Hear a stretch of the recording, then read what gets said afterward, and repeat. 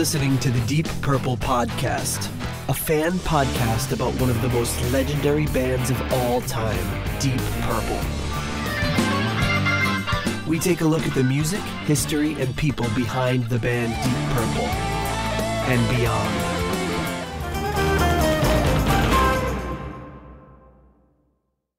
Welcome to the Deep Purple Podcast, the first and only podcast devoted to one of the greatest bands in rock history, Deep Purple. Today's episode is episode number 281, Now What? Part 1.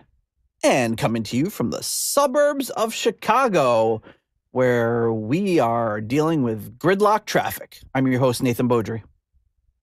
And coming to you from the suburbs of Providence, I'm your co-host, John the Arch Matola. Missouri. Hey, oh man, that was go. too friggin' easy. That's the Arch. I went there last year. Did you? I think it was last year we went to the Arch. I think I might have seen them on one of the many pictures you posted or Jen posted. Great. It's the Gateway Arch in St. Louis is the tallest man-made monument in the Western Hemisphere. Really? Mm-hmm. Oh, because it's not a building, it's a monument. The tallest man-made monument. Not building. Yeah. Okay. Even though you can kind of go inside of it. It's kind of like a building at the top, but I guess it's a monument. Yes. There you go. All right, what's going on with gridlock here? It's the national convention for the presidential convention is in town. Oh, that's right. So. Yes, so there's going to be a lot of traffic, and luckily we are, as we record this, we will already have given you our review of the Deep Purple show in, I'm going to put in quotes, Chicago, but luckily it's outside Chicago, so we don't need to drive into the city because it's going to be an absolute madhouse. So I'm very glad that we'll get to avoid that, but here we are. Yet another album. Oh, I'm not used to recording with a hat on, so I'm like banging my hat into the microphone. But I saw this Now What hat on eBay and I just couldn't resist. Even though it seems to be crooked. How is it getting crooked? Like, I don't know. I'm not even touching it and now it's like seems to be crooked. Like, right? It's like, wait, like that maybe? No, maybe it's because I have the headphones on. I don't know. Yeah, just leave it. Does it look good now? Yeah. Okay, good. All right. So yeah, we're coming at you with another album review. Can you believe it? After we review this album, there'll only be one Deep Purple studio album that we haven't reviewed. Jeez. I know, it's like crazy. And it took us a mere 281 episodes to get here. Yeah, pretty much. No one could have done it faster than that. Well, I mean, if we were just doing Deep Purple albums, but I mean, we're not, so. That's right. Even if we were just doing song by song, we would have gone through all the albums by now. Yeah, true. But yeah, we like to take our time, mosey on through the Deep Purple catalog, talk about the extended family, all that happy horse crap. That's what we do here on the Deep Purple podcast. So if you want to support our show, there's a number of ways you can do it. Our podcast is 100% listener supported and ad free. So if you receive some value from our show, consider giving us some value back. One of the ways you can give us value is by giving us a 5-star review on Apple Podcasts. Be guaranteed to be read on the show. We appreciate those 5-star reviews. You can buy some merch at our Etsy store, which I did just. I think we sent out a mug. There's a mug on its way to a happy buyer, hopefully happy buyer. You can also become a patron on Patreon or on PayPal for as little as $1 a month. Help support the show. All of that money goes right back into the show. We buy stuff for the show, all of that. We were lauded by the Pot of Thunder as being great capitalists. Did you listen to today's episode?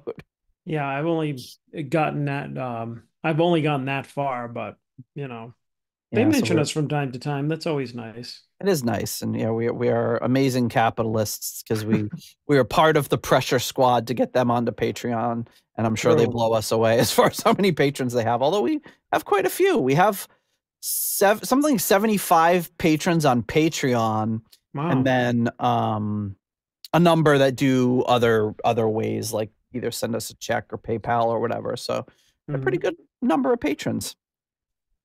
I love it. You can also donate on Cash App, $DPPOD, or support us on Ko-fi. For like-minded podcasts, check out deepdivepodcastnetwork.com. And speaking of patrons, at the executive level, coming in at the in memoriam tier, we have the wonderful late Gerald Jerry Kelly and family. At the $25 uncommon man tier, we have Ovis Nakfi. At the 15 squid tier, we have Alan. At the 10-pound good doctor tier, we have Dr. Mike Catan. At the turn it up to $11 tier, Clay Wambacher, Frank Thielgard Mortensen, Mickelstein, Will Porter, PhDPP, and Michael, don't call him Bradford Bagford. At the $10 Someone Came tier, Ryan M., Jeff Bryce, Victor Campos, Better Call Saul Evans.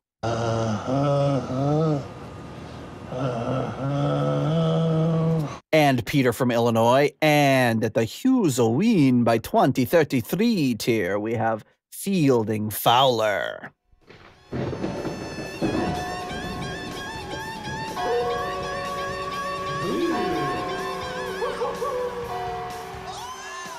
All right. Well, thank you so much to all of you for your generous support of the Deep Purple podcast. So that is it, folks. We've been teasing it for a long, long time, and it's behind us in the rearview mirror now. And what I'm speaking about is the Detroit and Chicago meetups at the Deep Purple shows. So coming up, the only things we have coming up now is the September Glenn Hughes dates, which I'm still undecided about whether or not I'm going to go. September 17th at the Vixen in McHenry. So I read that and I thought Vixen was opening for him, but it's the place he's playing is called the Vixen. Yeah. I was like, cool. I've never seen Vixen. I've heard good things about Vixen. Never seen them. So, but I'm still going to continue not seeing them. And have you seen Vixen? Could have been their name if they were like in the 60s. Now coming to the stage, the Vixen. The Vixens. Right after the Cream. The Cream. Yeah. Pink Floyd. Yeah, no, I've never seen them. Upcoming tour dates in the UK happening, so we'll try to see if we can help some of our UK listeners and patrons meet up. We did hear from somebody on Blue Sky just today, a little earlier today, that they're going to the Chicago show. Nobody that I'm familiar with, but so I wonder if we'll meet up with him. Who knows? And then the big news is the upcoming rankings show is a little album called Deep Purple in Rock. Ooh. So yeah, we're gonna have we have a few people who already submitted their rankings, but a lot of people are agonizing over the rankings. So yeah, you and I are gonna have to probably start thinking about it a little sooner than like 10 hours before the episode, because it's going to be a tough one to rank. Yeah. I'm not looking forward to it. I am. No, it's hard. I got a couple ideas, but there's like I have a pretty good first, a pretty good last, and a lot of gray area in the middle. That sounded like me with the Deep Purple self-titled. Yeah, it's hard when the albums start getting really good. It's hard to place things. Yeah, so that's kind of it. And before we do a little catch up before we get into the album, we got to do a little something that we like to call Postcards from the Edge of Connecticut. All right, so this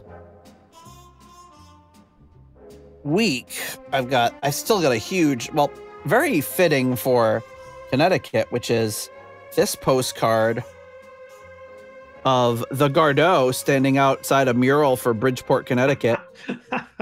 Is that like photoshopped, or is that? No, I think that's really him. No, it's got to be him.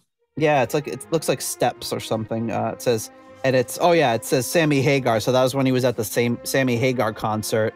Nice. And it says, it's upside down here.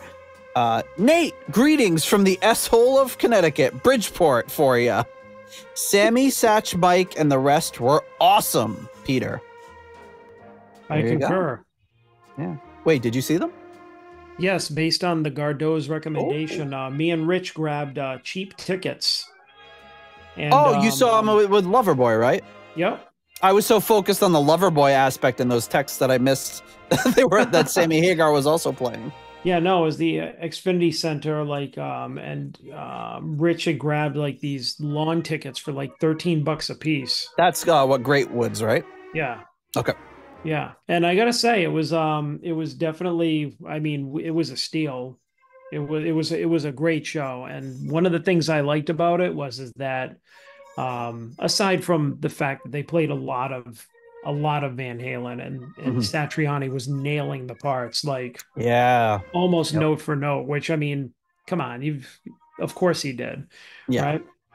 But I mean, they sounded great, and they were loose. Like, you could tell that they were like goofing around and going off script and stuff like that. So you know that it wasn't piped in. It wasn't lip syncing like so many bands do now. And and Michael Anthony, he's saying, what did he sing? Ain't Talking About Love, I think. Yep.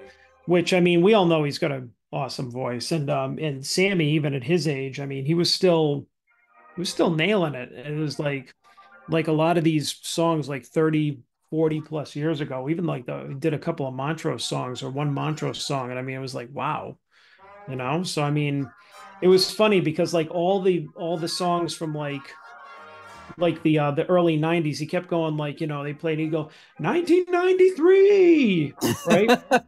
And so by the time they got to a song right now, well, but by the time so all those songs, he kept going 1993 as they went into them, and then they did one from OU812, and he went 1993, and I'm like, hey, he's a several years off, but that's all right. We'll give you a pass. He was just like, so he just kept saying 1993, so I was just like, all right, whatever. But yeah, damn good show. I would recommend it to anybody, especially because there's strong Deep Purple connections there. Awesome. Yeah, for sure. You got Jason Bonham, you got Satch. Yeah, that's awesome. Yep. All right, and we might have time for one more postcard here. This one is a picture of a house. Nice little reddish house. It says, hey, Nate, now here's a definition for you. Postcard, noun, a card on which a message may be written for mailing without an envelope, into which the sender must affix a stamp. Merriam-Webster. Informative and entertaining, the Roback. And it says this is the Noah Webster House, a historic house museum located at 227 South Main Street, West Hartford, Connecticut, was the home of American lexicographer Noah Webster of Webster Dictionary fame. So there you go. And I finally learned what a postcard is.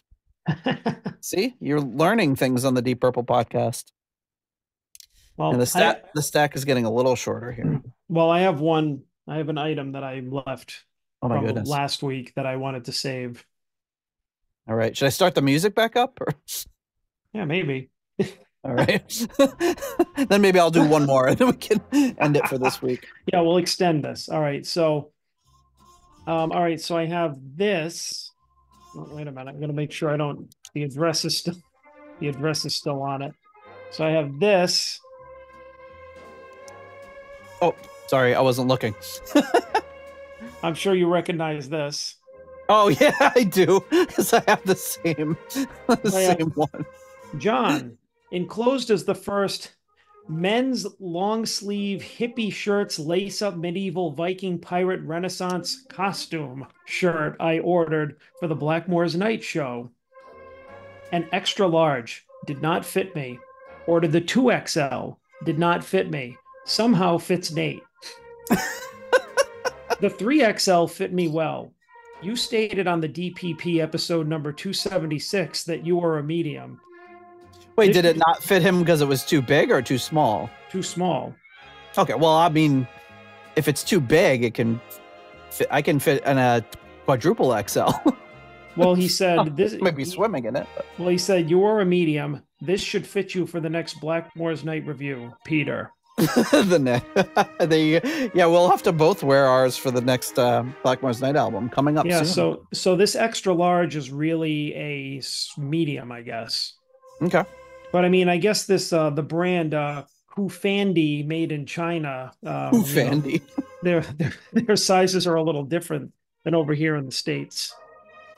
Ooh, Fandy. Um, I love so I those do. like crazy Amazon like business names. What is that? What is that shirt made of? Does it say what materials it's made of? Yeah, probably like material. I don't know. Made of genuine material. Most Um, likely non-cancer causing. I don't know. Let's say. Well, you can. While I'm looking at what material this Kufandi pirate shirt is, you can read another All right. postcard Well, from the. the reason for some reason my camera is like all blurry all of a sudden. Let's see if I just. Oh, this material is not No, comfortable. it's not super cozy.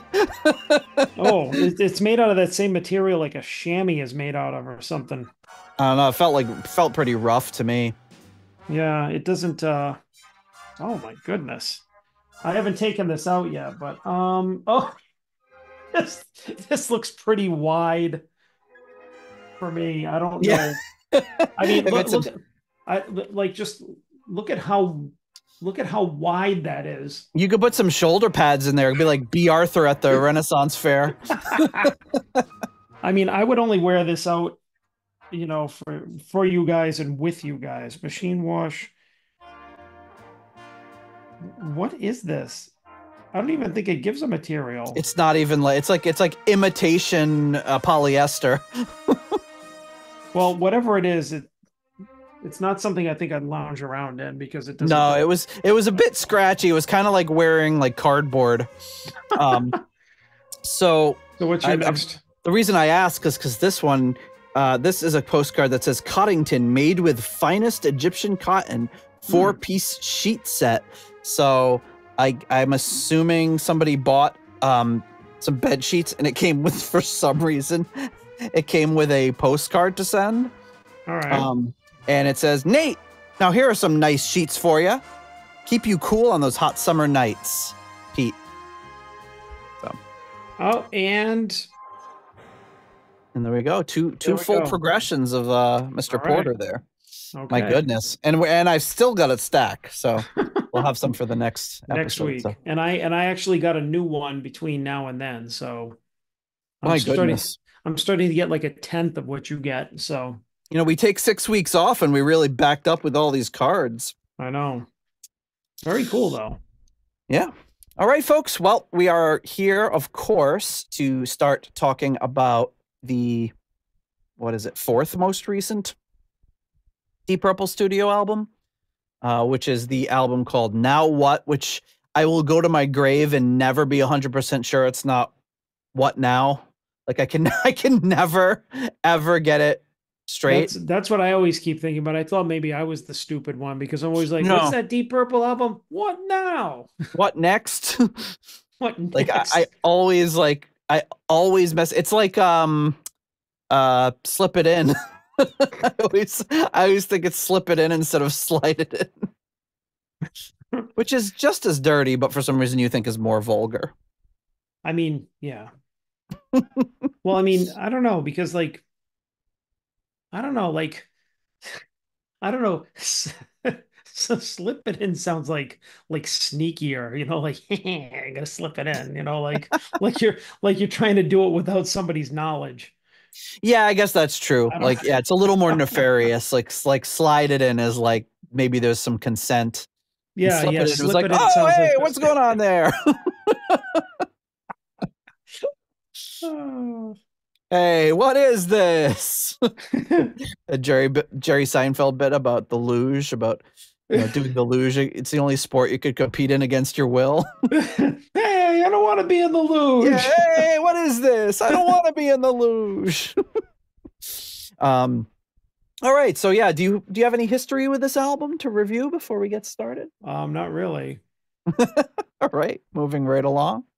No, it's true.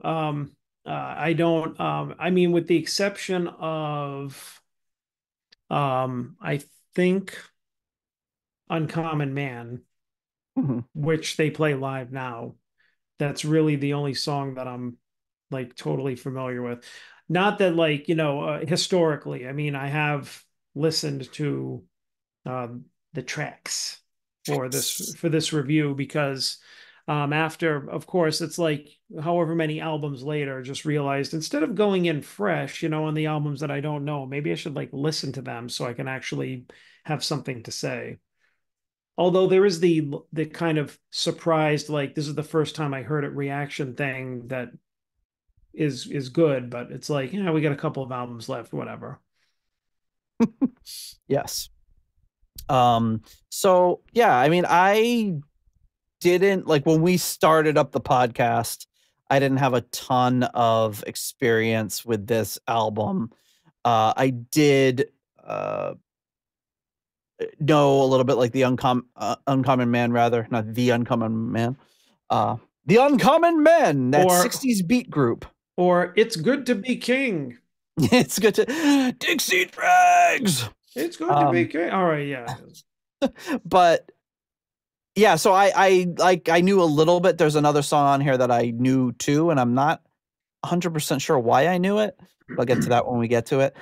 So yeah, I had a little bit, but I think I remember when the album came out, because I'd follow kind of Deep Purple. It must have been just like on social media stuff, or Yeah. I'd see things come by. Because at this point, I would have been still on Facebook before I abandoned, and I probably I followed the Deep Purple account and stuff, and I just remember seeing Now What and being like, oh man, they're really running out of ideas. It just seemed like they had given up. It was like a white album. Well, we'll get to the album cover in a bit, but it was just like a white album cover. Now what? Like, what? And that's, I think, why I think What Now or What Next is just like, it seemed like they had given up. Now, I don't feel that way listening to the music, just say that up front.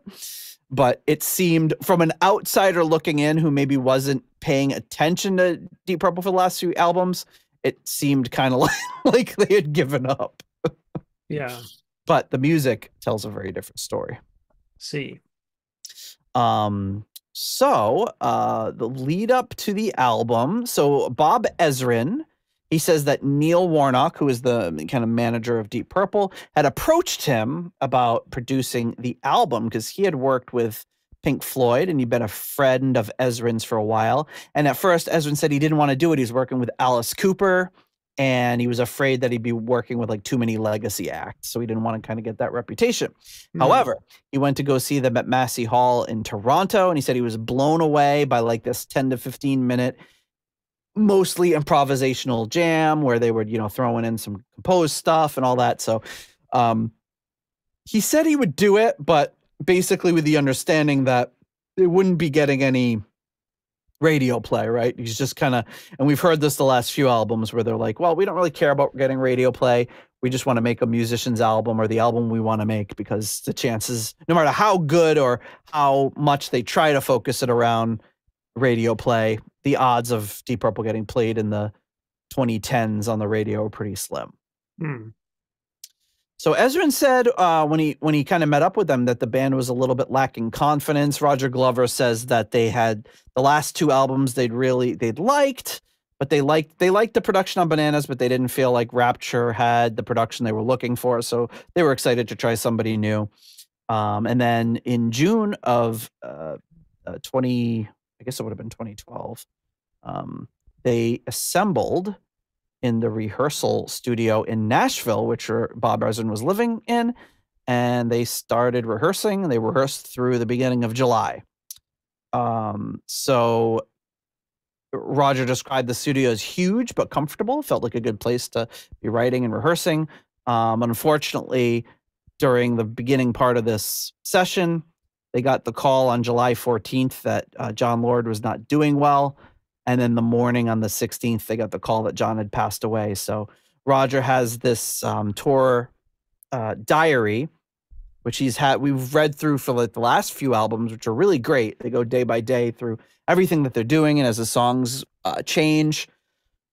But he said that this one was not in the tour book, or I couldn't really find a tour book either, although Jeff Bryce sent me a Japanese one. But there was an online version that's not accessible anymore, and he kind of put the notes up on there. But he says that basically they went into the studio that day after they got the call about Jon, but they got very little done because obviously they were all mourning their good friend. So he mentions also in this diary about how a few things about working with Bob Ezrin. One is he's a good, like he would just make split second decisions. Whereas if they were producing this themselves, they'd go like, oh, well, maybe we should go to B flat, or no, I think we should go to B. And then Bob Ezrin would just, whatever it was, he'd be like, nope, you're going to B. And that would be it. Like, so they saved a lot of time kind of going back and forth and waffling on certain decisions because he would really cut through. And then he's also said just no matter what the situation was, that Bob Ezrin would have a solution. So he writes in his diary, yesterday I told Bob Ezrin about an obscure Elvis Costello song called The Hoover Factory that I hadn't heard since the 70s. So Bob texts Elvis, who immediately emails a version of the song back. This is typical Bob, instant solutions. Wow. So, pretty cool. Pretty cool to do. Oh, Elvis Costello, I've got his number in my phone. Yeah, hang on. Yeah, I could do that. I could do that with the drummer of Badfish, like we were talking about earlier. Hey. What's the name of that song? Oh, Santeria. So then in late July, after they do a bunch of rehearsing, Roger and Ian go to Ian's house in Portugal, where they finish working up on the lyrics and writing and arranging the songs. And then what else happens here? So they go to this, he said they go to a bunch of places. He tells a story about he's in Nashville and they go to this jazz club and they're having this like really great thing. They're listening to all this jazz music and he's with Don. So it's Roger, Don, and Bob. And then Bob picks it up and then they go to this country bar. And then like later on, they go see like a death metal band. He's like, it's like basically this very wide range of musical experiences in one night. But I guess that's what happens in Nashville. All right. So the lineup for the band, do we even have to mention it? Should we even mention it? Nah. No, we know who's in the band at this point. I think so. I think our listeners are probably pretty familiar. But in case it's your first time hearing about Deep Purple or listening to our podcast, obviously Roger Glover, Ian Paice, Steve Morse, Don Airey, and a big, tall gentleman named Ian Gillan, who, as we record, is celebrating his 79th birthday. Crazy. Additional musicians, Bob Ezrin does some percussion and backing vocals. On the technical end, we've got the production manager, Lothar Strunk, which of course is impossible to not think of Lothar of the Hill People. I am Lothar of the Hill People. We've got Paulie Simmons, the drum technician. Hey, Paulie. Tommy Alderson, the guitar technician, who we've met, right? We've met him. We met him at the bar with Ian Paice. You might not remember. I was gonna say, yeah, that's a different not remembering. That's not remembering because I was drunk. Yeah, we had a yeah. Either you don't remember because you forgot or because you were wasted. Yeah, you barely remember talking to Ian Paice. You're like, that's the guy from Shades of Deep Purple. Never gonna live that one down. No, that was one of the all-time great lines. But yeah, he was a really nice guy. He was talking about kind of his history of the band and stuff. Had a little chat with him. Mike Aries comes onto the scene, Don's son, who goes on to become their tour manager. The engineer is Li Xiao Li, who hopefully I'm pronouncing that correctly. We also have engineering Mike Airey, Nathan Sage, who had worked with Saxon, and he also worked on Don's solo album, All Out. Rob Harris, Jared Clement, who worked with Michael McDonald. Zach Allen worked with Kingfish. Buddy Guy, who lives actually, I've met Buddy Guy. It's a cool guy. He actually lives right around here. And Toby Keith. So obviously you start getting these little country crossovers as we start recording in Nashville. Another engineer, Justin Cortelyou. He went on to work on the new Equals One album. He worked with Alice Cooper. Obviously, probably the Bob Ezrin connection, and Fish as well. And I think that's kind of all of it. And then we get to, we've already done an episode talking about the album art for Equals One. So now we got to see what we can muster to talk about with the album art for Now What. So John, what now? What next? Who's next? What do you think of this album art? So yeah, I've always kind of looked at this and, almost like dismissed it, I guess. Yeah. Because I mean, it seems very simplistic, but now that we're looking at these, it's like, is there more to it? Right? Because it's very tempting to just be like, man, it's just a question mark and exclamation point. Next. But well, first of all, it's in purple, so I mean, you got that going on for you. Would you say it's a shallow purple? I'd say it's a deep purple. Okay. I noticed that the question mark and the exclamation point make the P and the L in purple. I thought that was kind of interesting. But now that I'm looking at it too, the question mark and exclamation point here, they almost look like they're making the number 21. Would that have any significance? Wow, I never thought about it before, but that makes perfect sense because you know why? Is it their 21st album? Nope, it's their 19th. Ah, that would have been really cool. I didn't even think. Well, unless you put in, well, you know what though? If you add Made in Japan and the concerto, which maybe they were doing, maybe they were thinking of it that way. All right. It's their 19th studio album, but I never ever even saw the 21. Never mind, made that connection. But I mean, I was just kind of staring at it and just saw those numbers, Yep. But yeah, I mean, and I mean, I haven't, heard or read anything about this, but I'm wondering if they, so I mean, yeah, the cover might have something nefarious going on. I think that's our word today. Nefarious, the word of the day. Scream real loud. But I don't know. The title suggests kind of a sense of like questioning. Mm-hmm. Maybe at this point in their career, they're kind of like, what's next after everything that we've done? Yeah, and I think that's the impression I got when I first saw it, and was kind of like, my instant thing was like, well, that's a little lazy. Of course, like I said, I'm not trying to be critical of them because I don't believe it now. But at the time, I was like, oh, come on, guys. At least come up with a name for the album. But I mean, you could also read it too, like with the question mark and the exclamation point. If you put them over the now what, now is all caps and the what is capital W and then lowercase HAT. So he was like, now what? Like you're okay. Now what? Okay. I don't know if that means anything. I'm just like, no, I'm just throwing shit out there, but I like it. We're really yeah.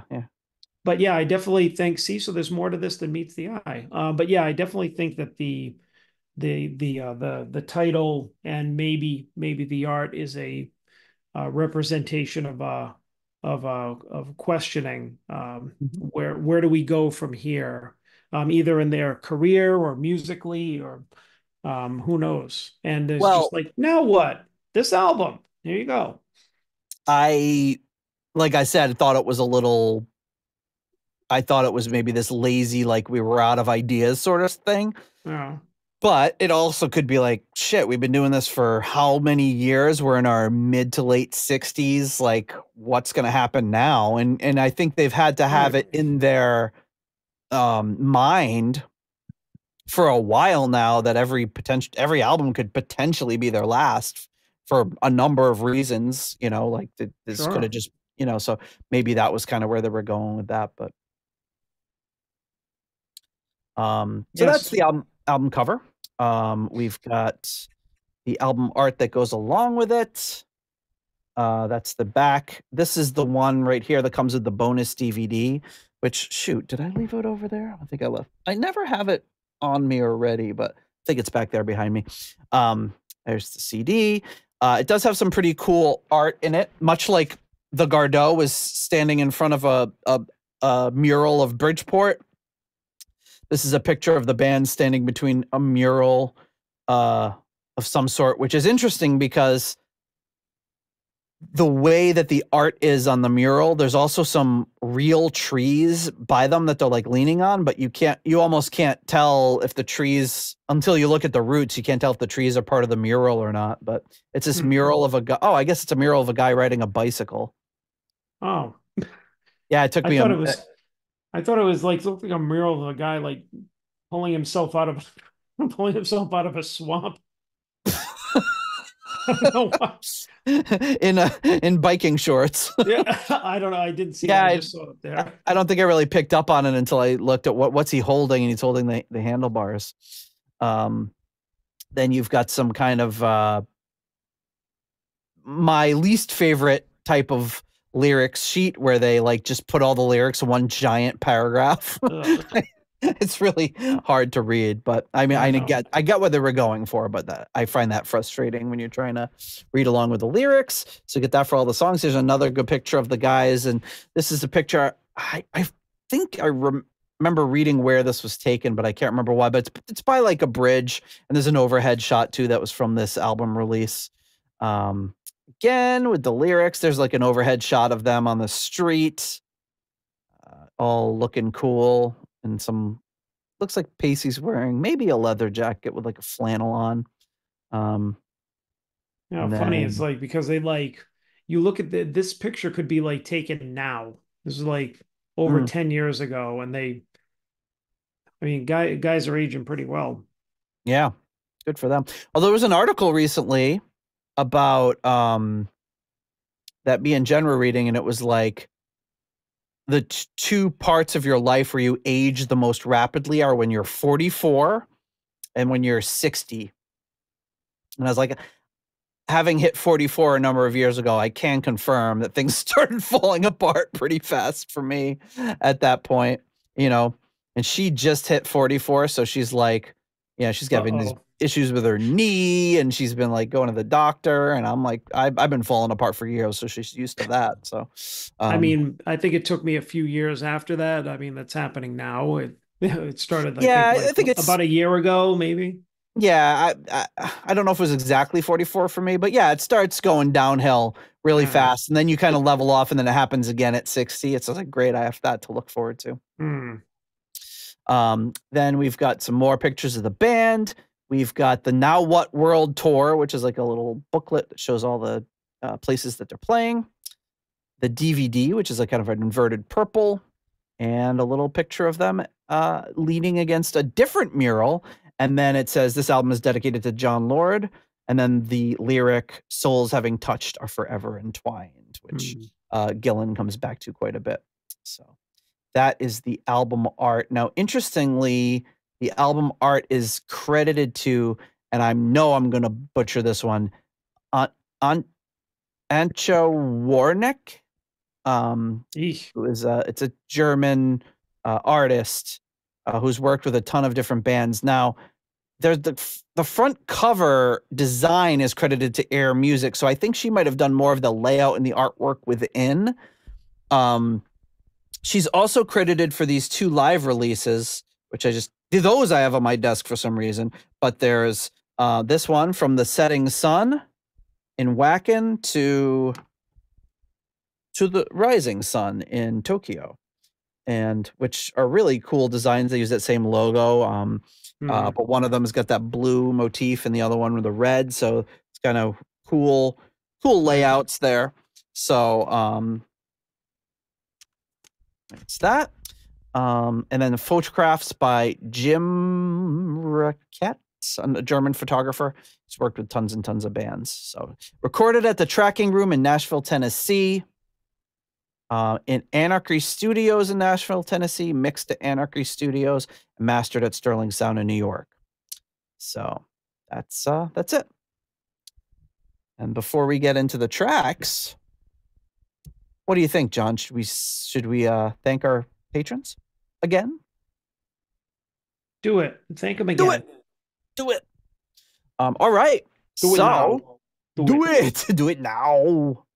At the core level, coming in at the $7.77 tier, we have Michael Vader. At the $6.99 new nice price tier, we have Spike the Rock Cat and Sugar Tea.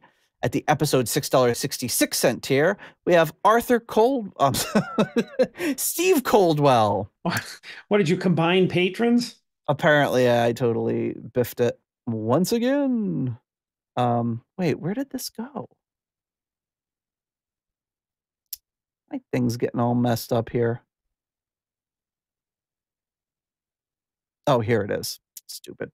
Okay, so we've got Steve Coldwell, Arthur Smith. Getting support from the patron Arthur Smith. Anton Glaving. Pain in the glaving. I was Charles waiting Meadows. for that. I love it.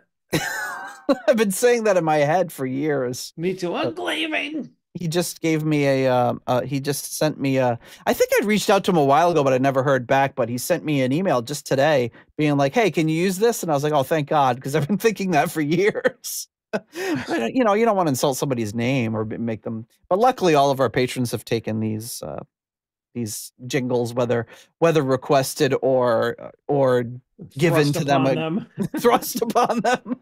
They've taken them all well. Oh. So we also have at the $6.65 almost evil tier, Kenny Wymore and Richie Sucksmith. At the $5.99, the nice price tier, Robert Smith and Carl Hellberg. And at the 60 kroner Scandinavian Nights tier, we have Newt Martin Johansson.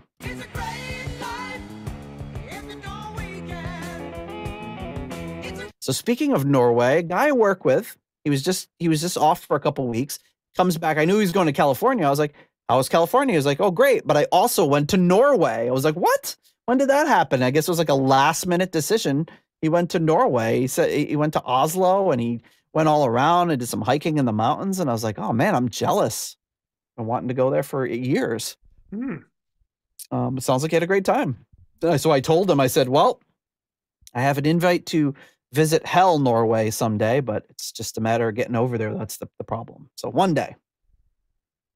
At the $5 money lender tier, we have John Convery, German Heindel, Adrian Hernandez, Jesper Alman, Alexei the Perfect Stranger Slepikov, Kev Roberts, Percival Frequency, Scott Zern, Cynthia Doobie, Raf Calf. My Czechoslovakian is not so good.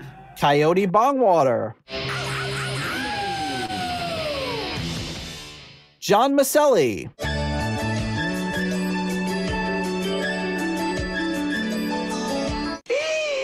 That's my poker knife.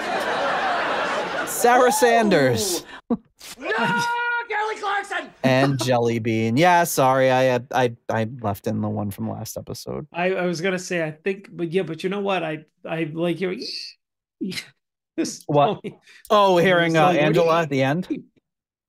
Yeah, I don't think I edited it. Angela, I think I might have edited Angela out at the last. No, but him just squealing like that. Oh, when he squeals. Yeah. Yeah, that was funny. It's my polka night. That's a really good episode, by the way. I highly recommend, where Angela just cleans up. She decides to stick around for poker and is like a total, what do you call it? Why am I blanking on the word? She basically turns into being like a card shark. Yeah. All right. So there you have it, folks. And I think we're ready to get into the album. Are you ready, John? Hey, now what? What now? What next? What next? All right. First track? Yeah. The next thing is the first track, which is called, quite simply, A Simple Song.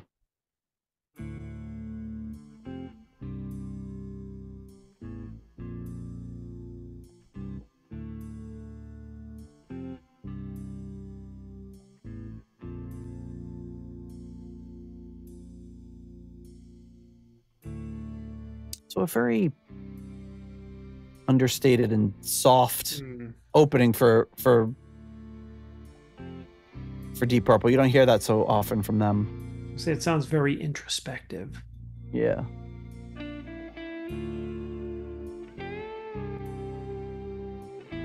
This does not sound like a band that is given up or doesn't know what's next.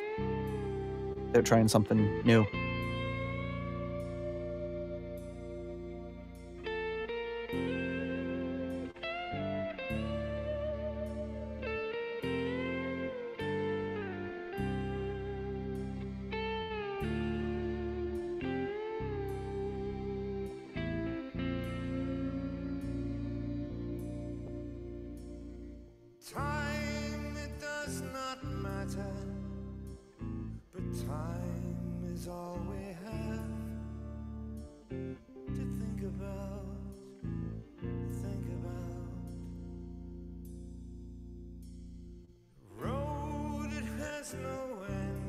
very just beautiful sound to it. Just sounds so crystal clear.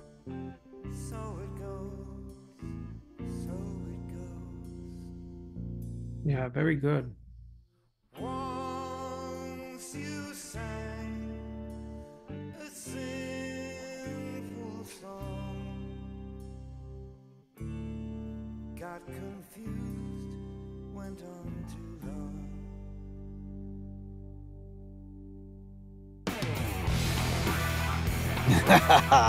I love how they like trick you into thinking that they're just gonna stay on that.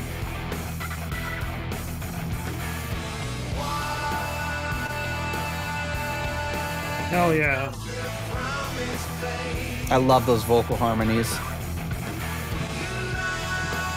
Don's going crazy over there in the left channel.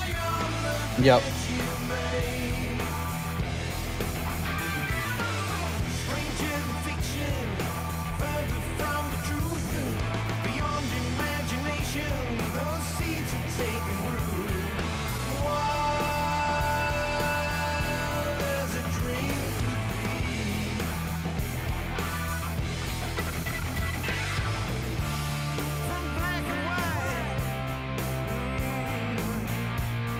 Then they incorporate some of that melody from the beginning of the song in there.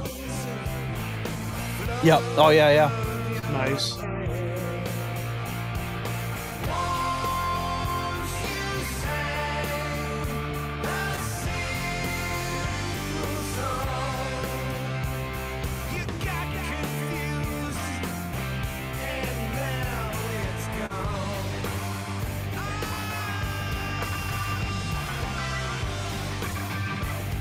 Morse's guitar part here sounds like something Richie would have done. Oh yeah, he's just kind of hitting those every other beat there. Yeah. I mean, even Airy sounds very like the spirit of John Lord is going through him. Like he's very like a lot like something John Lord would do.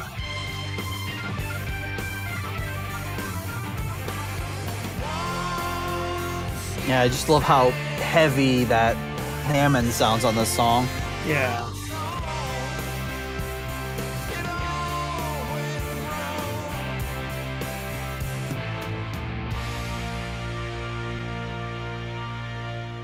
It ends with almost this kind of like, and then it goes to this, which sounds like it's probably like a mellotron or something.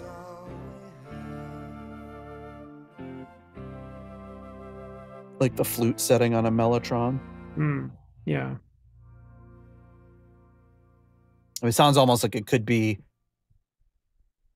real flutes, but I guess, you know, a mellotron is just recorded flutes anyway, so it's hard to tell, but there's no flute credits that I could find for this, so it's probably a synth or a mellotron or something. Tony Iommi didn't come in to do guest flute. Tony Iommi. Oh, right, because he done Born Again. Yeah. I thought you were accidentally saying Tony Iommi instead of Ian Anderson. I was like, yeah, and it would be better. Oh. It would be great if like Ian Anderson, doo, doo, doo, yeah, doo, doo, doo, doo, doo, doo, doo, yeah.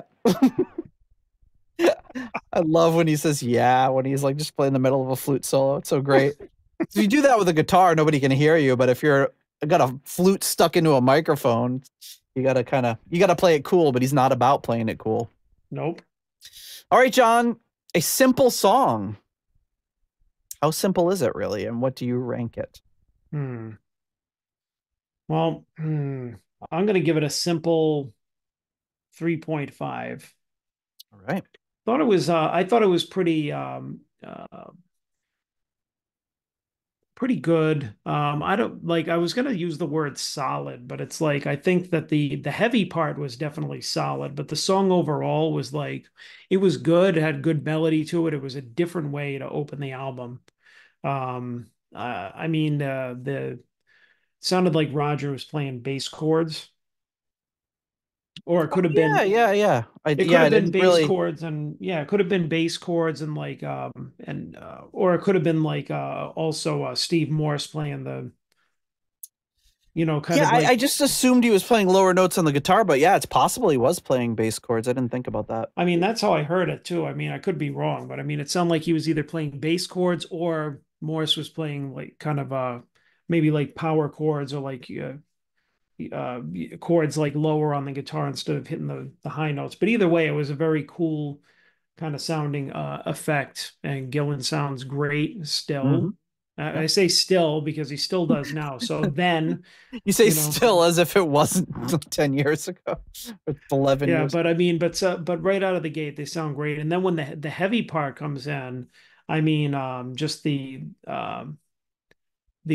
production on it is, I think, is fantastic because you hear Airy over here, you hear Morse on the other side, and they're very like split in two, and it's very like very heavy and like I guess very kind of like staccato, almost chaotic sounding when it starts. Yeah, I love it because Aries going, and then Morris is doing the, he's doing those little like, Yeah. those little just like those like 2-note bends. It's awesome. So yeah, good Sounds stuff. great. I will give this one a 4. I really like it. I love that it's like a little bit of a different, less kick you in the face opening than we're used to hearing from the band. I really love how the only thing I can think of to say is just sounds so clear and clean at the beginning. Like it's just everything's pronounced and it's so everything just seems so deliberate. I really, really like that intro. So the working title for this was called Glover's Fifth. So maybe you're right. Maybe it was Glover, playing fifths, like playing, like you said, power chords on the bass. So that maybe that's why they called it Glover's Fifth. It's playing the root and the fifth. Gillan on so recently Gillan, his Carumba website, he posted something, I think it was on Facebook, on the official Facebook page, like, oh, Ian has updated the site to include the lyrics from Equals One. And I was like, oh man, that would have been great to have before we did our Equals One episode, where he gives the lyrics, but then he also gives like a little story before each song or what it's about, or kind of a weird Gillan aside leading into it. And then when I went there, I noticed he's got a bunch of other albums, and this is one of them. So they're pretty short little things, but I can read to you what Gillan says about this one. He says, breathe in, breathe out. That's all there is to it, really. Oh, now I can walk left, right, look up, down, straight ahead, and occasionally behind, just in case. Now do I go left, right, or straight ahead? Follow the crowd or take the scenic route? Conform or rebel? It was all so easy to start with. So this little enigmatic. Some of them are a little more straightforward, but some of them are just Gillan being Gillan. Yeah, waka waka. And then Steve Morse, to confirm your theory, says the original idea was on the bass brought in by Roger. He said they tried it a bunch of different ways and that Bob and Roger really liked the melody line he brought in. So there you go. John, you're on top of it. Bass chords. You know your stuff. All right. Yeah. Well, next up is the quintessential Gillan track and Deep Purple track, at least the last few years. And that is Weirdistan. We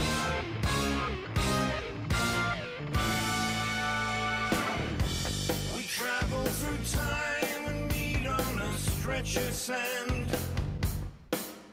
This is like a motif you see, or not a motif, but like an effect on his voice and a vocal thing he does on, starting on this album, he does it on Infinite, he does it on Whoosh, but they kind of dropped it for the most recent one.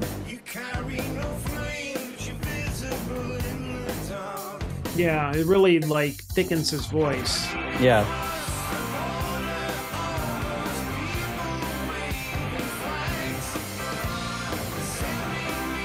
So there's additional keyboards here by David Hamilton. who's a Nashville-based keyboardist and composer. The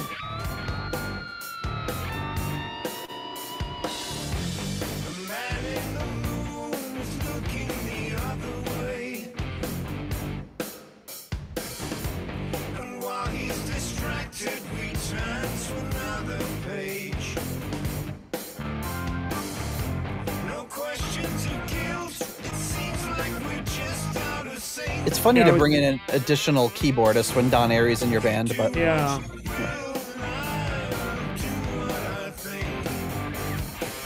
Yeah, this is what I'd like, the effect or multi-tracking on his voice is kind of that disturbing the priest Gillen. oh yeah, good call.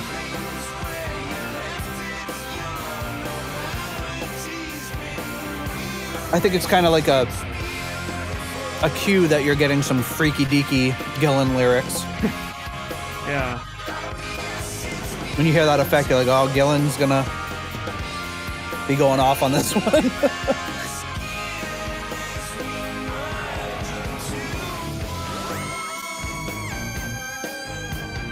Ooh.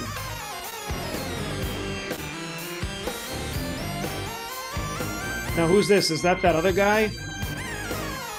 I don't know.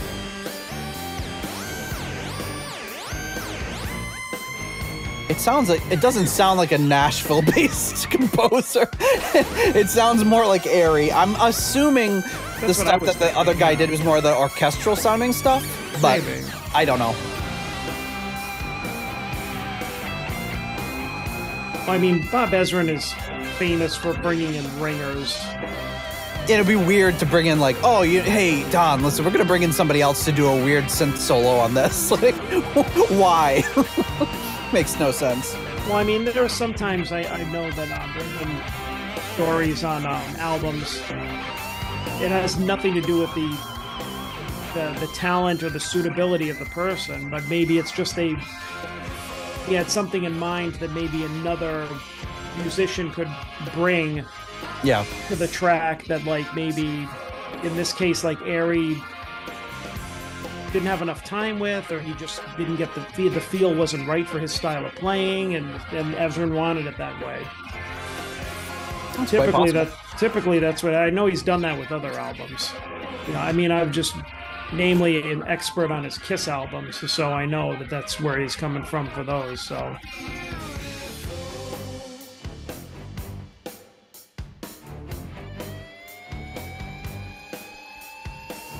I like those synth strings though, sound really cool.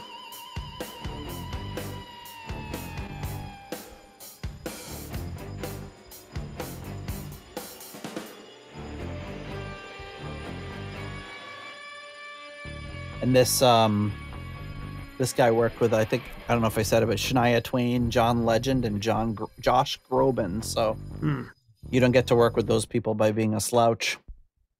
you know, Nope. They have a strict no slouch policy. ooh, Mutt Lange doesn't allow slouches anywhere near Shania Twain if they're still married. I don't even know. All right. John, what do you think about Weirdistan? yeah, that was weird. Yeah, I'll give it a 3. I thought it was okay. I do like the production. I enjoy the production, the different soundscapes we're getting here. Gillen sounds good. I like the effects on his vocals, but I guess the song is a little, maybe a little slow tempo for me. It's kind of getting back into that Deep Purple as a prog band type of feeling almost, you know? Mhm. Instead of straight ahead rockers or what have you. But yeah, it may be just a little slow for my taste, a little plodding. Yep. I will also give this one a 3. As much as I want to love Weirdistan, it's kind of one of my, like I know what they're going for. I mean, for God's sake, the song's called Weirdistan, so you're gonna probably have something a little weird, just a little too weird for me. Even if it's, even if they're calling their shot, they're like, it's gonna be weird, and it's weird. So like, it's not like they were trying to, like, this is gonna be this is our ballad about love. You know, this is No, been Lovistan. Lovest. Oh boy. Okay. So about this song, Gillen writes, "It's not a country, it's a state of mind, or rather many states of mind, each trying to reach out to the others, but held back by convention, taboo, and suspicion of the unknown, then driven forward again by the lust for life." All right. I have no further questions. Yep. That answers all my questions. Steve Morse said he liked any sort of Eastern influence mixed with rock music. So he said he didn't know that like phaser sound that was going to be in the song. He didn't know that was even going to be in there until he heard the mix, but he really loved that effect that they put on there, which was a really cool, you know, if it didn't have that kind of going on and changing it up a little bit, it might sound like a little bit more repetitive, where it keeps it a little fresh, where you get that kind of droning phaser sort of thing kind of rising and falling out of the mix. So it's kind of a cool effect. Okay, the next track up is called Out of Hand.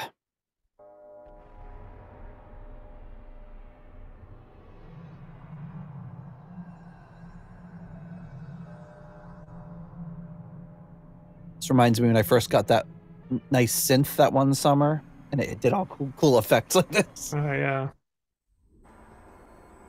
Now you'd be like, hey, let's listen to this church bell. Yeah. Ooh, that sounds real.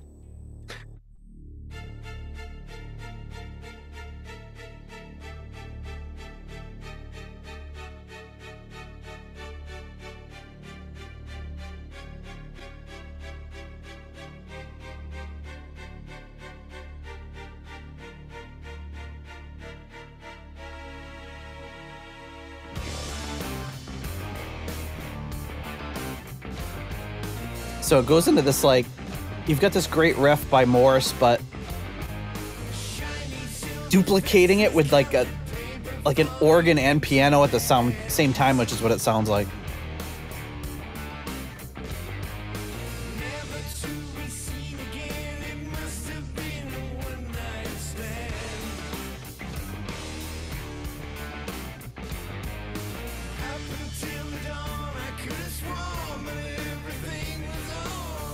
Now you got me thinking about Born Again, because this sounds like it could be almost Born Again too. If Born Again had slightly better production. All right.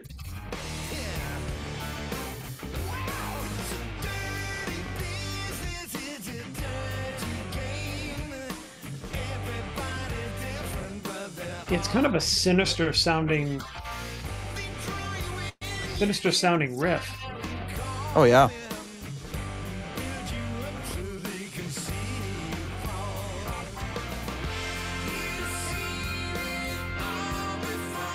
No, it sounds like it's Bleeding Obvious. Yeah, now it's like a little brighter sounding.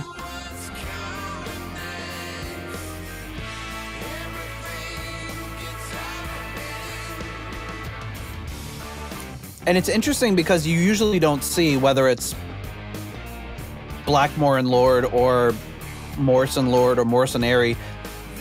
You don't often see them matching each other exactly on riffs like that. They're usually doing like complementary things, but it's cool when they're all locked up like that. Gillen, yeah.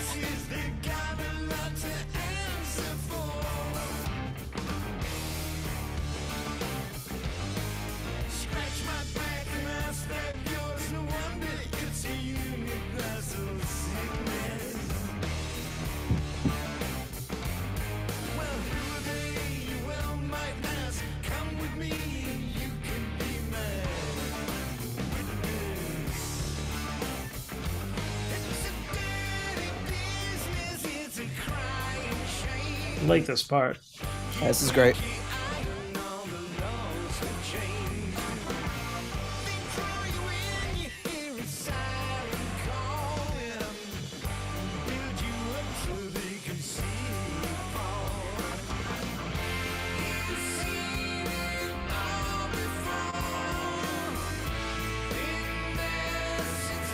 Now I just can't help but hear Bleeding Obvious on this every time, mostly because I've been listening to that album nonstop. So, Oh boy.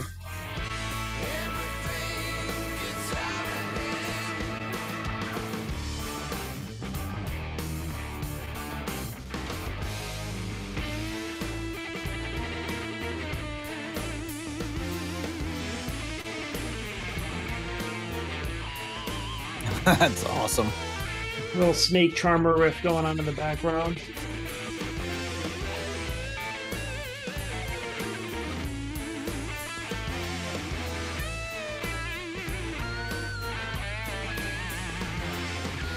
Those like pinch harmonics he's doing are just awesome.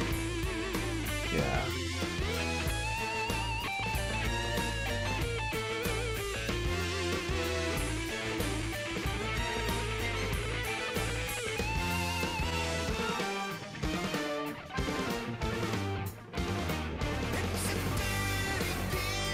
I love when they have something straightforward and they're like, no, we're gonna throw something like that in there. Yeah, that was pretty wild. It's almost like more to make it harder than themselves. Just thinking like, oh man, now we gotta remember when to do that part.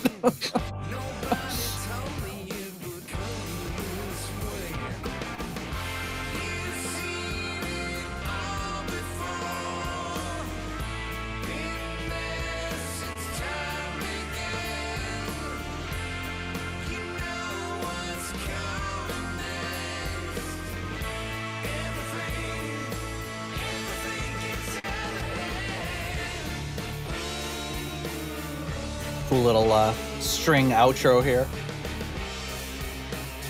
Kind of reprising the beginning or the lead into the heavy part.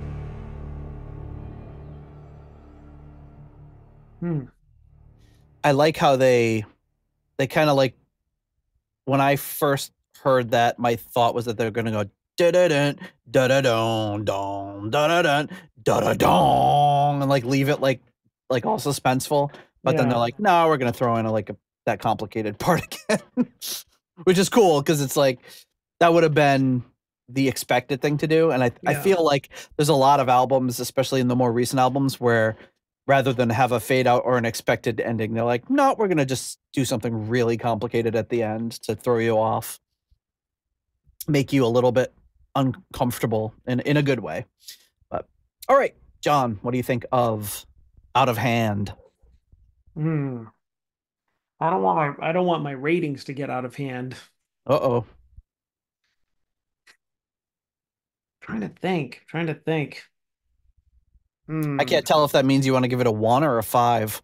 No, I definitely don't want to give it anything like too low. I'll go with a 4. All right. That's nothing out of hand about that. No, I liked it. I thought it was very there was a sinister type of melody. Sorry, I'm thinking of something else. Sinister type of melody. Now it sounds like, sorry, I think it's something else. Blue. Yeah, but like I use that word sinister because that's what it sounded like. And then you get to that kind of like pre-chorus, which was had a really good kind of like hook to it. There's a bum bana, which is really cool. But then they get to the bleeding obvious part. It's like I think it's like the chorus, but I kind of like bleeding. I guess bleeding obvious should be called the out of hand part. Yeah, exactly right, because we're going backwards. But we have bleeding obvious on the brain. That sounds actually very bad.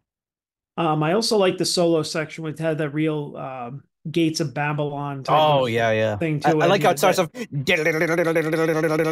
He's just picking that one note, and it's like, ooh. Yeah, very. So far, there's some hints of very kind of classic Deep Purple elements in here, but not from the original musicians. Like that you know, kind of trilling on one note is definitely a Ritchie thing, but it Oh, doesn't sure. sound like it. But if you analyze the technique or what he did, you're like, oh, it's like something Ritchie would do, but it wasn't like he was copying him. It just sounded really cool. That's a good call. Or even like what Don was doing in the opener sounded very much like something Lord would do, right down to the sound of the Hammond. So, Yep. but yeah, the playing on this is really um really great so far. Yep. I will also give this one a 4. I really like this track. I love that solo section.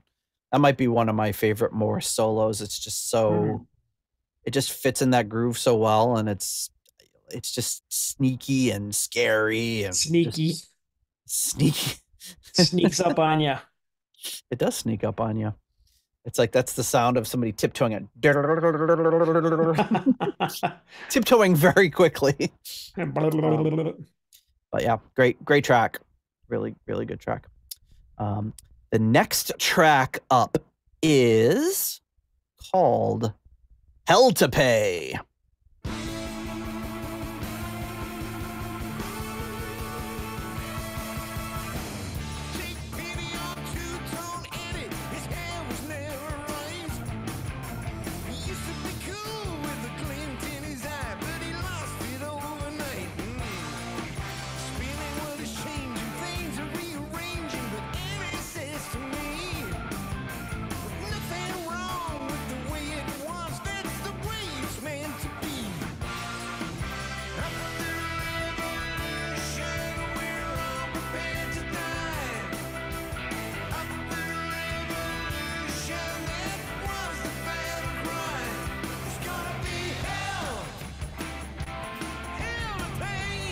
Now this is kind of a different Yeah, chorus for them, that gang vocal type of thing.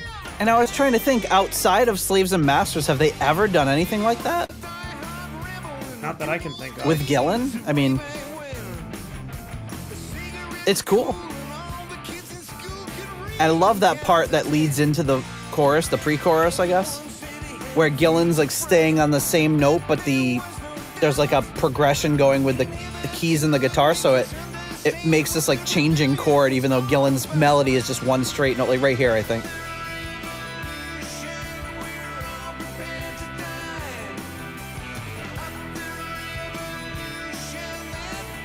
And he changes it up a little on the second time, but I think it's a cool effect.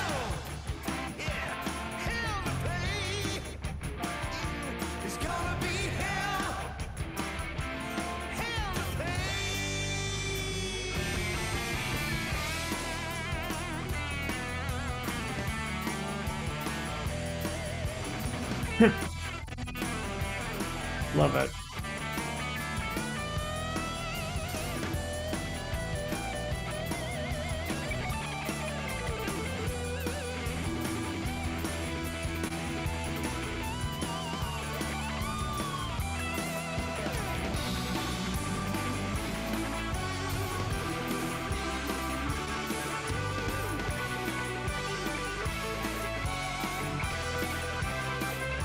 Nice ascending line going out of the solo.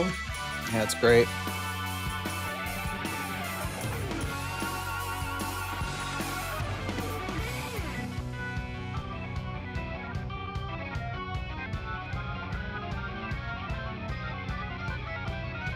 No, this is insane.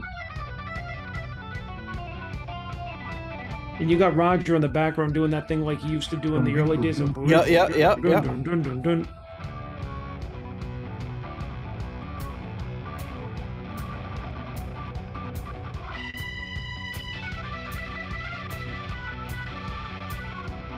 Really does sound like a live solo section with Lord back from the It 70s. does. He is, like, I didn't pick up on it until you said so, but he's sounding very Lordy on this one.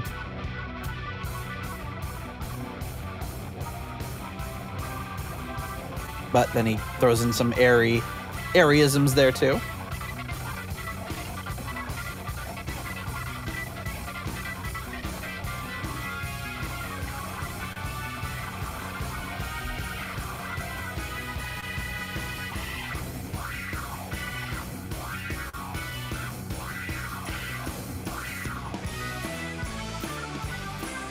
Jeez.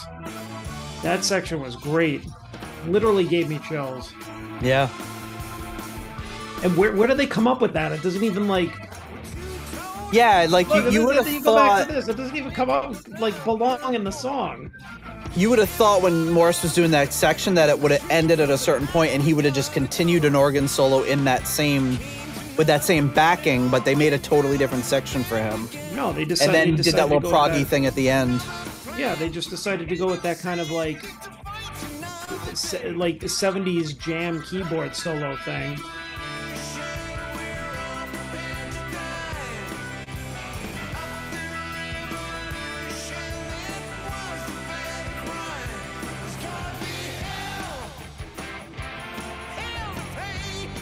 I mean, can you believe that in the year of our Lord 2013 they were doing gang vocals like this? Like, it's not something you would have expected then, No. and never from Deep Purple. Yeah.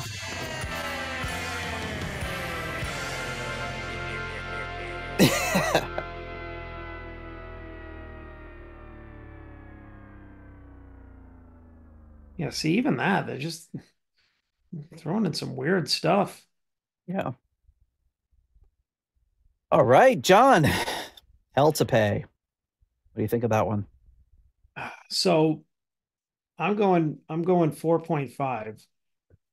All right. I'll tell you why. It's Okay. like, and I mean, the song, like on its own, like good song, but based alone on Don Airey's keyboard solo, it's got to be one of my like favorite solos that he's done.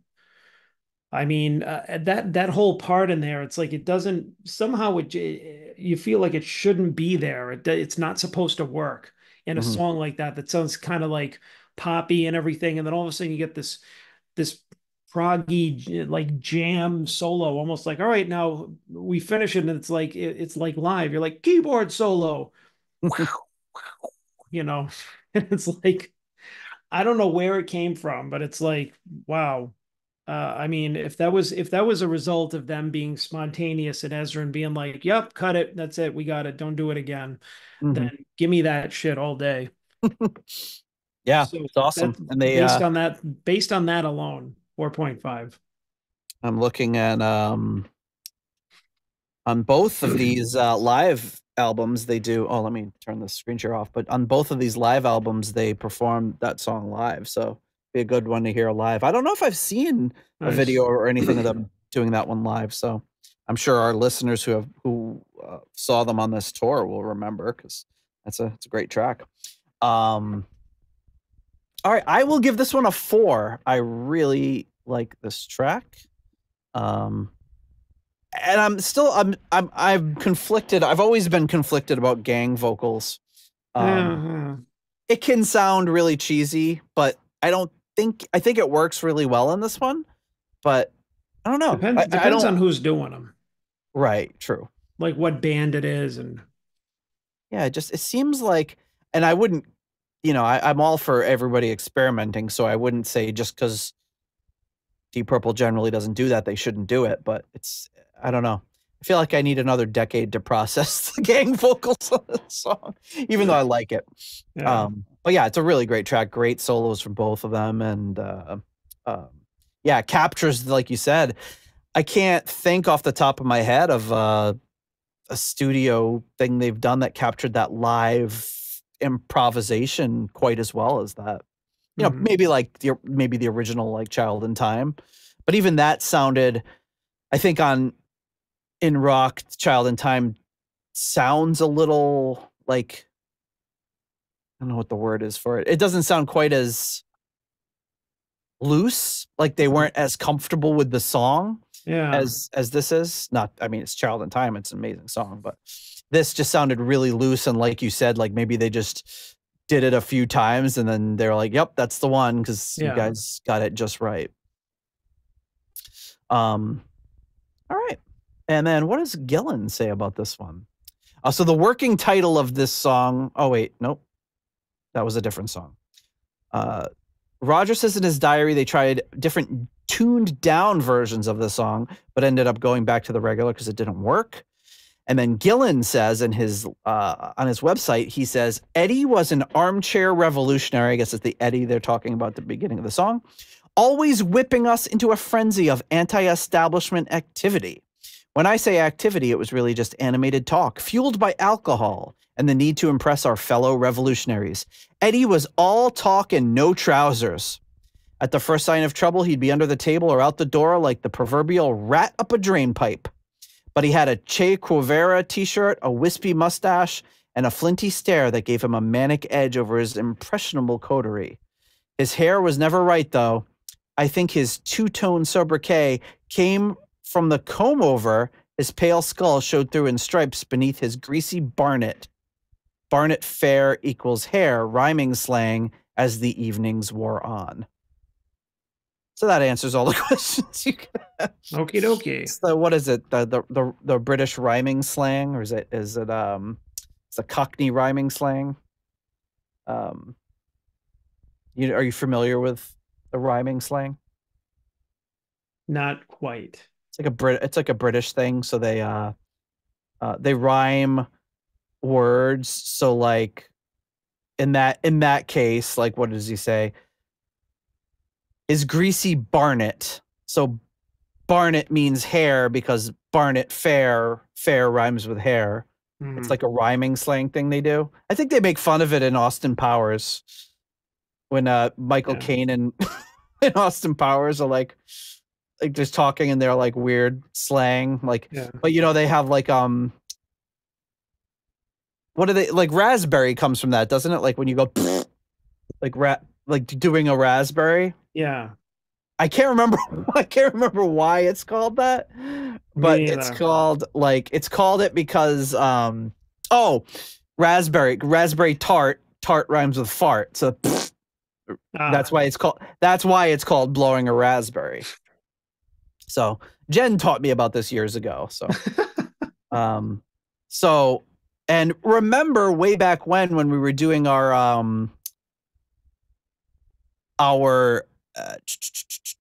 what was it? The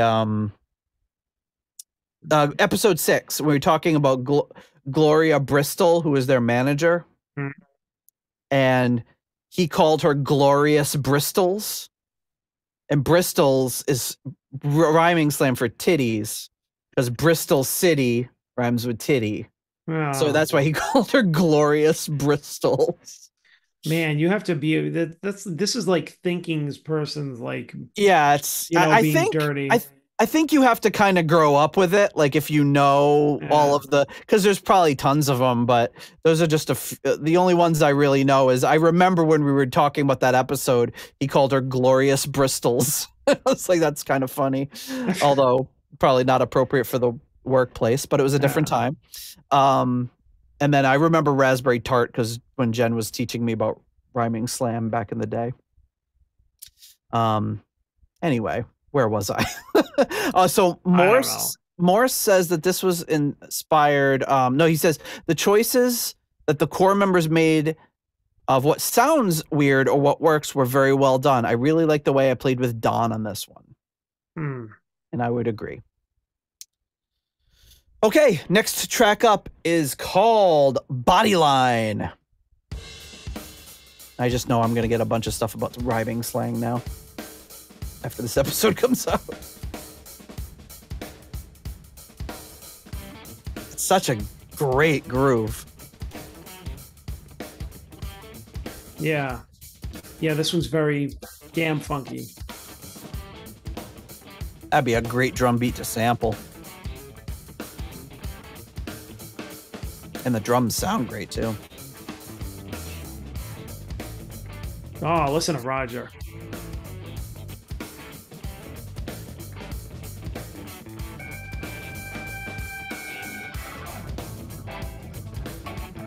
I mean, these guys are like fucking grooving.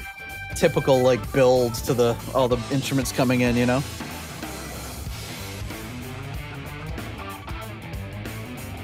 Yeah, just a great melody here.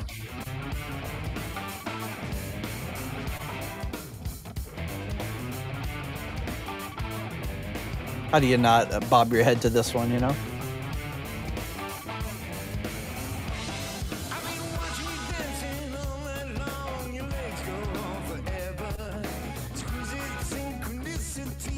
I love it. Your legs go on forever. Do those legs go all the way up, baby? Never understood that. I mean, not all the way to where? Well, I guess that answers the question.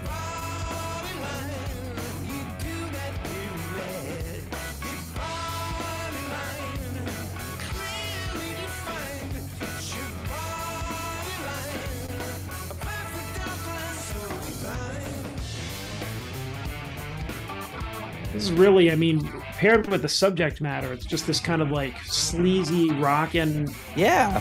good time song about being attracted to someone. Like, hell yeah. It's a sexy song even without the lyrics, you know? Oh, yeah. Like, it's got to be in the music, yeah. Before anything else.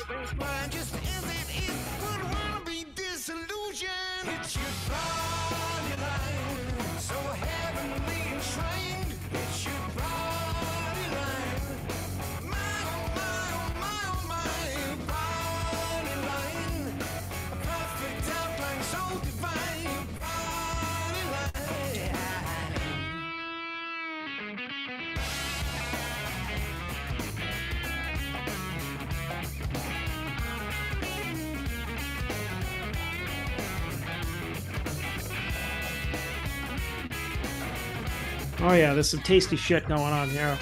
It's very Dixie Dregs-ish what he's playing.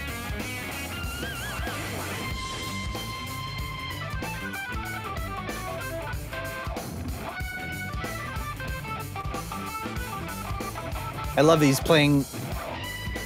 I love when they play their parts in the background and you notice how different they are when the solo starts. Yeah.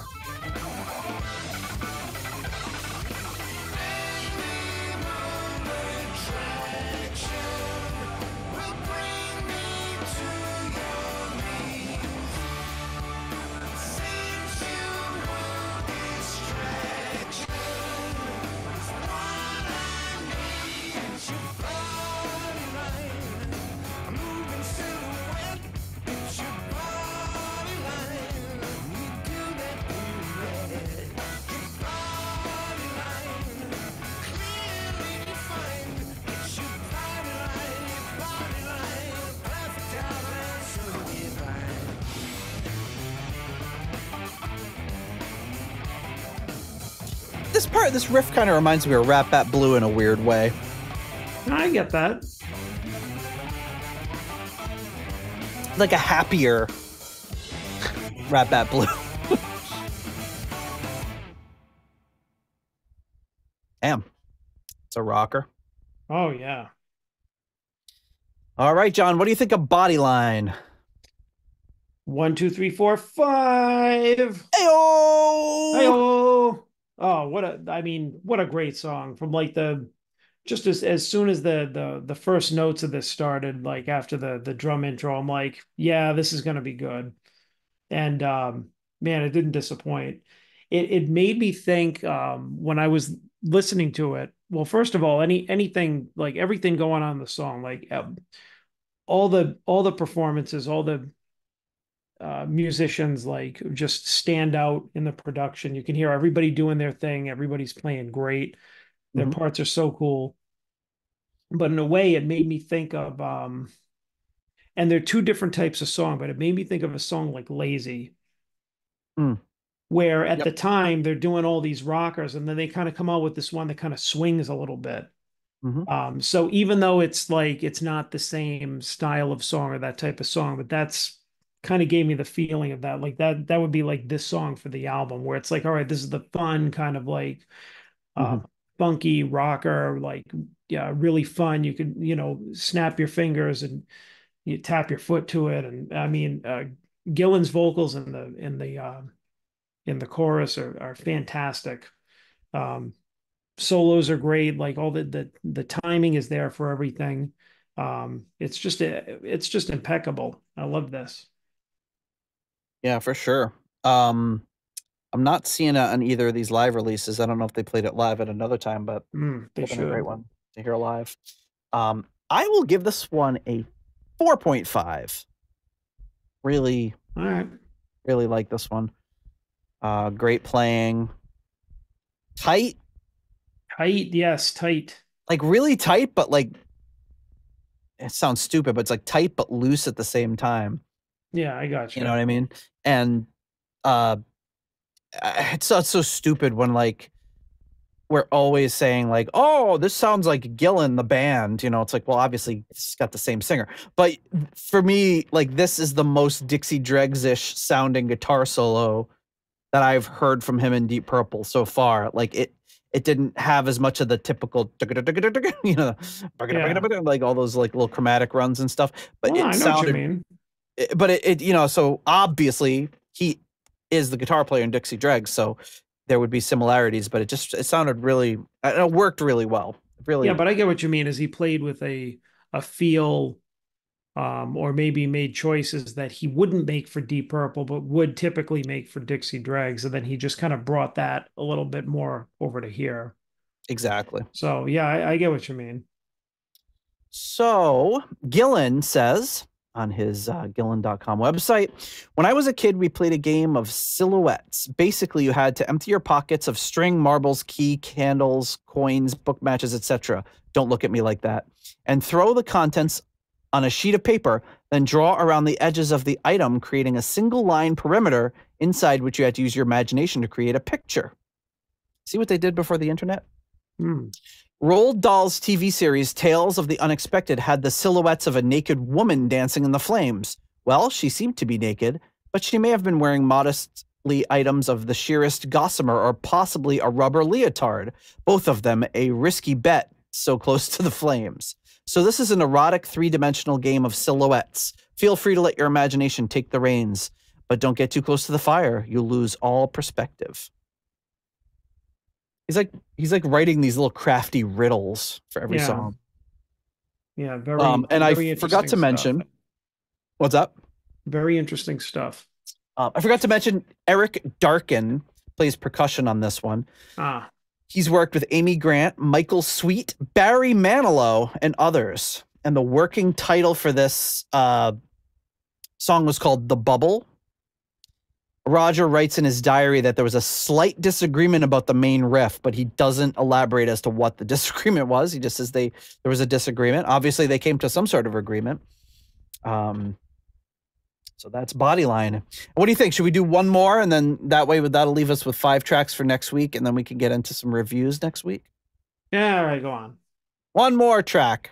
It's a little after maybe the 90-minute mark or so. So let's do one more track. This one is called Above and Beyond.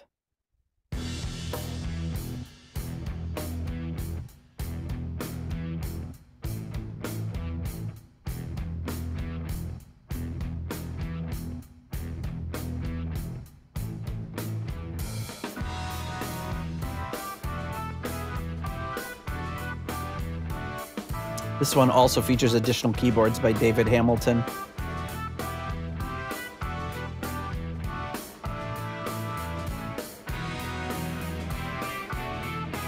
And it does sound like two people playing keys together. But it's got that more symphonic feel like the other song that had David Hamilton on it. Yeah.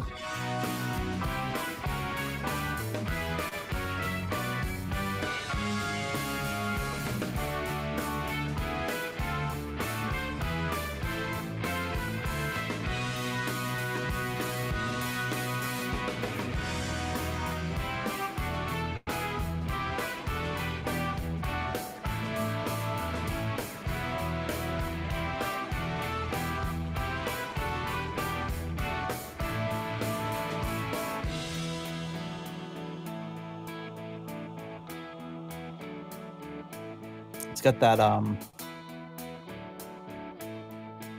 the way he's plucking those chords, it's like AC/DC almost. Oh yeah. Yeah, I feel that.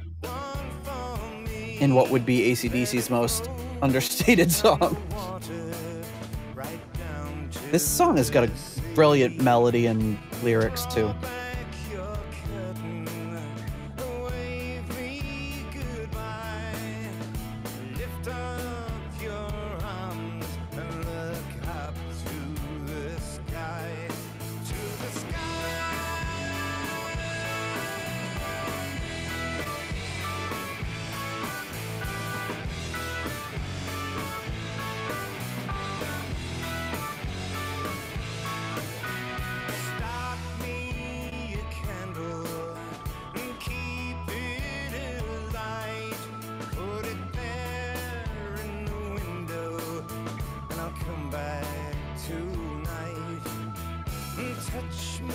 So you can hear kind of this, kind of reminds me of like The Aviator or something from Perpendicular, like the way he's singing.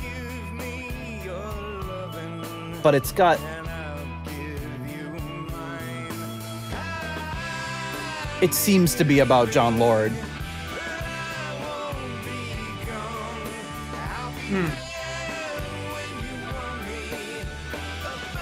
And hearing this in the wake of Equals One, where we hear a song that seems to be about his wife who's recently passed away a few years ago, a couple years ago.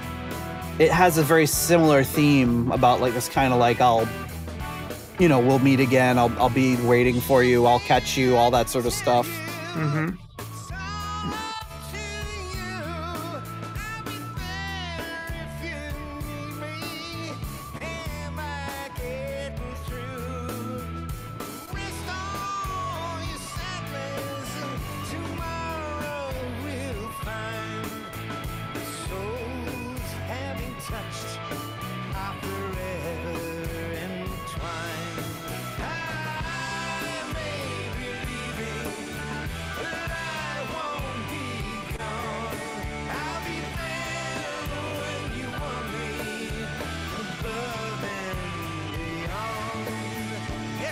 Oh, nice little. Always love that. We love a good.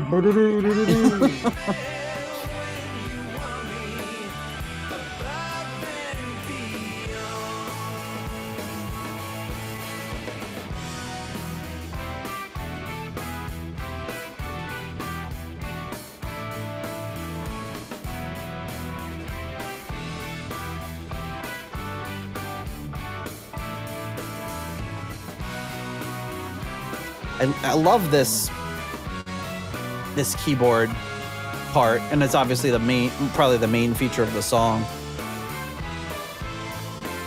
But it reminds me of something you would have heard from in the 70s, like All of My Love by Zeppelin. That kind of, I don't know what it is, something about the attack or the decay on what he's playing. I'd love to know what kind of synth he was using, but.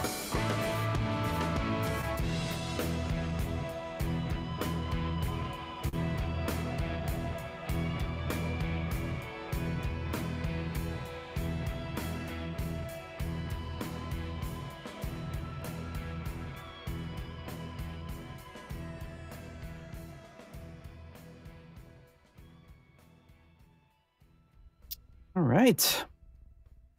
John, what do you think of Above and Beyond? Well, this one didn't really grab me as much, even though I thought that it was a pretty good song. I did like the keyboard line in it, the main, I guess, keyboard riff. Dum, ba, da, ba, da, ba. It was a little like, I guess, one of those riffs that sound a little like stilted to me, I guess, like a little stiff maybe. Yeah. Well, it's interesting you say that because in Roger's notes, he said, well, the working title of this was called Over and Overture, and it was brought in by Steve. And Roger says Ian was confused at first, and then he loved it. So I think he was probably like listening to that rhythm and saying like you said, like, what am I supposed to do with this? Because it seems hard to sing over. Probably picking up at the same thing that you are. Yeah. I that being said, I give it a 3. Yeah, I thought it was good, but not one of my favorites.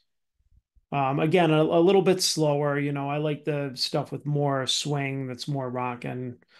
But and not that something like this wouldn't be good. It's just not as into it.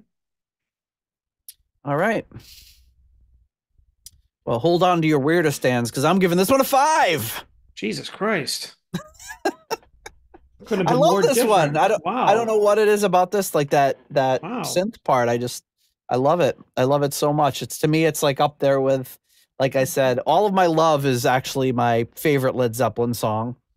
And this kind of reminds me of All My Love. And it reminds me of like something like, you Sweet Dreams by the Eurythmics or something, like just obviously, a little different, but just there's something about that particular style of synth, for lack of a better term, like almost lead riff or lead melody part that just always grabs me right for some reason. So yeah, I just really like this one. And the lyrics are really just nice, touching lyrics about John. So yeah, slight variance there from the two of us, but Yeah, I'll say. I'm like average, you're like the best. the best. End of story. The end. No. Yeah, I was wondering where you would go with that one. I think we have another Mary Long situation. But I was just I didn't know if you would be. I didn't think you'd give it a 5, but I didn't know if you'd be close to me or not. But apparently not. But that's fine. No, but I mean, it's not in like 2 territory or anything. But yeah, that would have been great if you're like, 0, the worst thing Deep Purple's ever done. 5. Yeah, we haven't reached that yet. Yeah, someday maybe. Did you give the Butthole Surfers Smoke on the Water a 0? Yes. That was the Flaming Lips and the Butthole Surfers. Yeah, whichever one it was. It was like the guy from Flaming Lips with the Butthole Surfers, or the other way around. It was like the Flaming Buttholes. I don't know. The Flaming Buttholes. Yeah, the only 0 given on this show thus far. Yeah, I think I don't remember what I gave it, but I remember being surprised because I didn't ever know you could. I think I asked you, like, can we do that? Can you give something a 0? I was like, well, I'm doing it. I don't think you gave it much high. I don't think you gave it much I love. probably gave it a 1. Yeah, you didn't give it as much love either. Only because it just never occurred to me you could do a 0, but it makes sense. Why not? Mm-hmm. Okay, so that's the first half of what next? Who's next? What now? Now what? Yay. It doesn't matter. It doesn't matter. It's one of those things like, do you have like a word you can never spell right, or you're never confident you're spelling right? Yes, highlight. Okay, there you go. See, mine is highlight and calendar. Oh, really? See, Yes. mine is occasion. I can never, or occasion or occasionally, like I never, like, no matter how many times I look it up, I never remember if it's the right number of C's or S's. Like I just always get it wrong.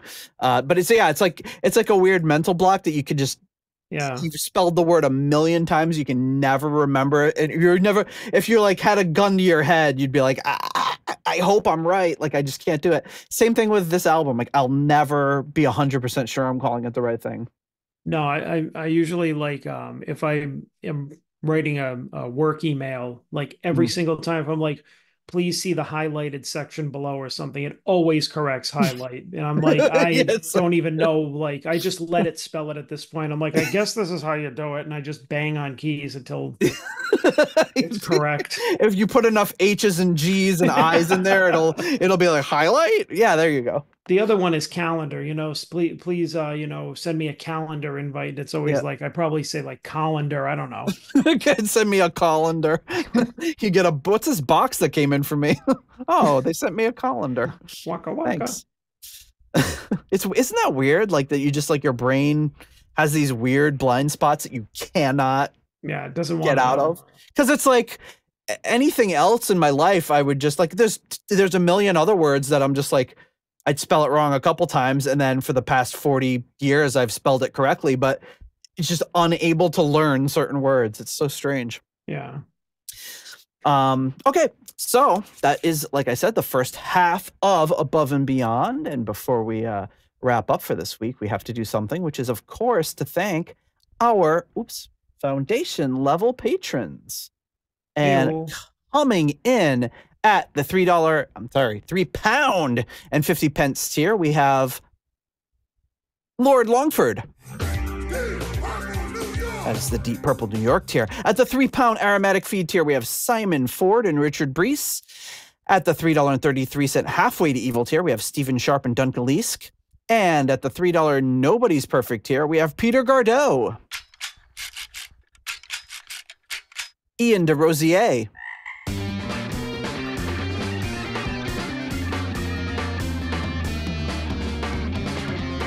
Mark Roback, Stuart McCord, Ivan Fjellbu. Oops. Finger slipped. Runar Simonson.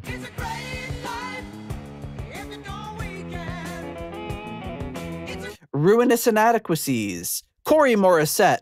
Ashley.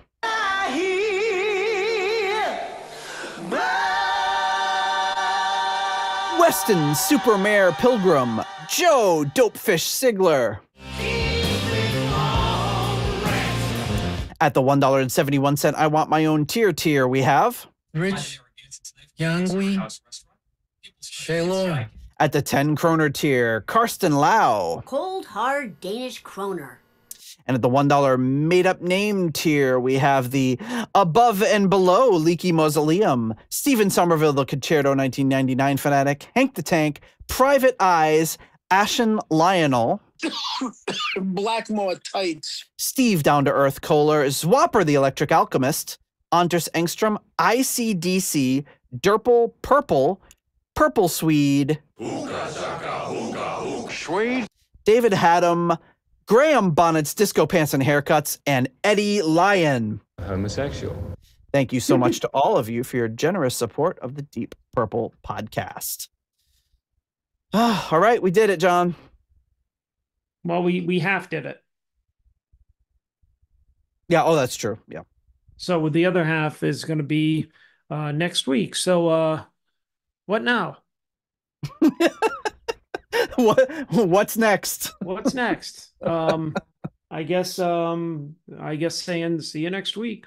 That's right. The only thing we can say, which is see you next week. Thank you for tuning in. Always a pleasure getting into these albums. A little sad to know that, you know, we knew that there was maybe this new studio album coming, and it came honestly a lot faster than I expected. The Equals One album. So didn't know we would be squeezing that one in before we finished our last album. But yeah, it's safe to say Deep Purple will not be coming out with a new studio album before we do the last studio album. Yes. Which is obviously Infinite. And then we'll have a break. But something I also never thought would happen is we very well might be doing another one at some point as Deep Purple continues to just truck along like nobody's business. So rank them out. Yeah. And I'm, based on what we've seen with Simon, I'm excited to see more. I'm excited to get into the last Steve Morse album that we haven't covered, and I'm excited to get into the second half of this, and I'm excited to see what the future holds with Simon. So there you have it, folks. What now? What now? Who's next? Who's that? Who's that? Who the hell is that? We need your dad to do some jingles for this episode. Yeah. What's now? Who's next? Oh, you know what? You gotta remind me before next week when I go over to his house. I'll get him to record a few. So hopefully you remember after coming to Chicago and all that. But be like, Pops, say these. Just hold it up. Say these phrases. What next? But say them very confused. Well, you don't have to say that. He'll do that anyway. All right, John. I'll check you next week. And check you later. Thank you for listening to the Deep Purple podcast. If you like what you hear and would like more episodes in the future, please donate on Patreon to support the show. You can also leave us a review in Apple Podcasts to help new people discover the show. You can follow us on YouTube, Instagram, Twitter, and Facebook for show updates. See deeppurplepodcast.com for more details. Thank you for listening.